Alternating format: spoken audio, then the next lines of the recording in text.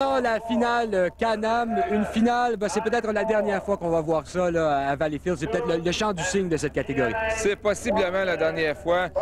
Beaucoup moins de participants. Aussi, 4 têtes d'affiche de l'Atlas qui sont absents à Valleyfield, dont Norm Woods, le grand champion des 5 dernières années. Michel Faneuf n'est pas là, ni Pierre Pontbriand. Alors, malgré tout, lors des qualifications, les pilotes en présence ont quand même donné un bon spectacle. On pense entre autres à Eric Hahn, à Dominique Cournoyer.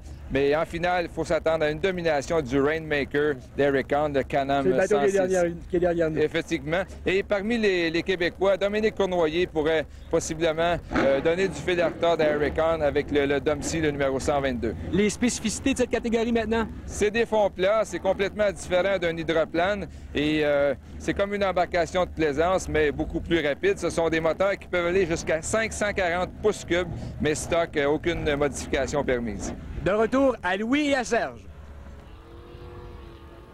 Deux classes ici ne sont pas constituées de bateaux de type hydroplane. La JS7, José Spitzkiff, et aussi celle-ci, la Can-Am, Serge. Alors, des bateaux qui, bien sûr, offrent très peu de protection aux pilotes qui sont hauts sur l'eau. Oui, effectivement, Louis, et ce sont des embarcations à fond plat avec des moteurs de 550 pouces cubes. Alors, beaucoup de puissance et aussi de la vitesse, comme on le voit dès le départ. Un départ. Dane Hernandez qui était à l'extérieur, mais maintenant, voyez qui est-ce qui s'amène. Celui-là, vous l'aviez déjà indiqué comme favori, c'est Rainmaker, Rick Hahn, qui est à l'intérieur ici. Mais il semble maintenant qu'il aura de la compagnie. Il semble que ça ne sera pas joué, cette histoire, parce que Rick Hahn, on l'avait vu dans les qualifications, dominer ses concurrents, les écraser complètement. Alors, est-ce que ce sera la même chose ici? Eh bien, ça reste à voir. Oui, alors, on peut dire de la classe Can-Am qu'on se demande si ce n'est pas le chant du cygne de cette classe. Alors que Norm Woods, champion canadien pendant de nombreuses années, a tout vendu cette année. Randy Haas et ses personnages ont quitté effectivement le groupe Can-Am. Alors, on a valifié ce demeure de cette classe. Oh là, on vient de voir passer devant nous un train d'enfer. Rainmaker devant Plain Insane. Alors, Rick Hahn devant John McCreed qui vont se livrer, semble-t-il, tout un duel, peut-être le dernier de l'Atlas, ici à Valleyfield.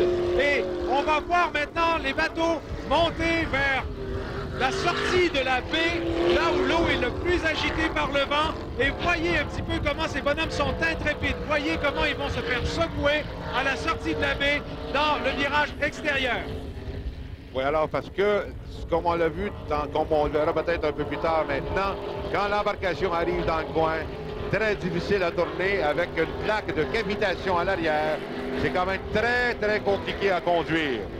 Alors qu'on voit les 3e et 4e places, Rick Hahn est toujours en tête et par presque une demi-longueur de piste sur John McCreed qui conduit Plain Insane. Alors vous le voyez maintenant, Rick Hahn, c'est la coque numéro 106.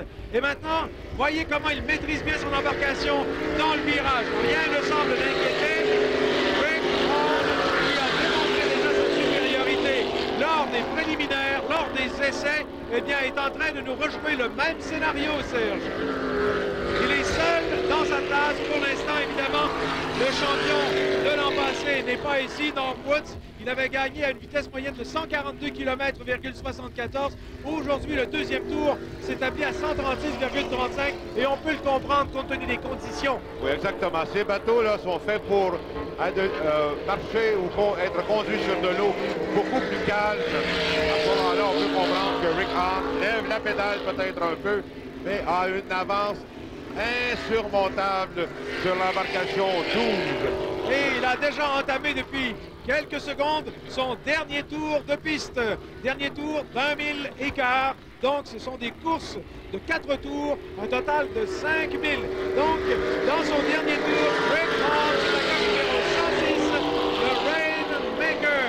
Et il a augmenté la cadence à son 3e tour avec une vitesse de 138 km. C'est 2 de plus qu'au 2e tour. Alors, il ne se laisse pas intimider trop par les vagues, par les creux non plus que ce Rick Hahn. La coque numéro 106, il est de Webster dans l'État de New York. Et le voici qui déboule maintenant vers la ligne d'arrivée. C'est la victoire et déjà, il avait commencé à saluer avant le coup de canon. Alors, voyons maintenant qui lui succédera à la ligne d'arrivée. Eh bien, c'est, voyez-vous ça c'est une surprise. C'est le numéro 12, Plain Insane, John McCreed, qui a réussi à s'accrocher à sa deuxième position. J'avais cru un instant qu'on l'avait dépassé. Alors, victoire prévisible de Rick Hahn sur Rainmaker dans cette catégorie Can-Am. Et pour la troisième place, maintenant, Already Gone de Eric Cole. Nous avons un abandon, évidemment, mais à ce moment-ci, tout est joué. Voyez celui qui a semé ses adversaires et avec quelle autorité, Rick Hahn, un Américain de l'État de New York, qui salue maintenant les spectateurs autour de la baie Saint-François. Rick Hahn a encore une fois, littéralement, Serge, écrasé la concurrence. Rick Hahn était quand même tout fin seul dans cette compétition parce que les meilleurs ont laissé la classe Can-Am ou ont vendu leurs équipements. Si on prend comme exemple Norm Woods, champion 94 qui faisait de chaudes luttes un peu partout à travers la province et à Valleyfield, à Eric Hahn, et puis là, il est spectateur aujourd'hui. Il y a quand même quelque chose qui aurait pu être très amusant et aussi palpitant. On aurait pu avoir dans cette course quand même un pilote confirmé, aguerri, expérimenté, âgé de seulement 73 ans. Mais il y a un petit ennui mécanique. Oui, Cyril Smith, qui nous vient d'Aurelia, en Ontario, qui a fait les belles années des régates de Valleyfield si on retourne dans les années 60, alors que la classe SS, maintenant Can-Am, maintenant elle a changé de nom. Et il effectivement avait eu un accident terrible ici, on s'en souviendra. Oui. Alors Cyril Smith qui était prêt à partir, mais c'est son bateau qui l'a laissé tomber. Alors voilà pour l'Atlas Can-Am et une victoire d'un Américain donc que nous saluons encore une fois et qui s'appelle Rick Hahn.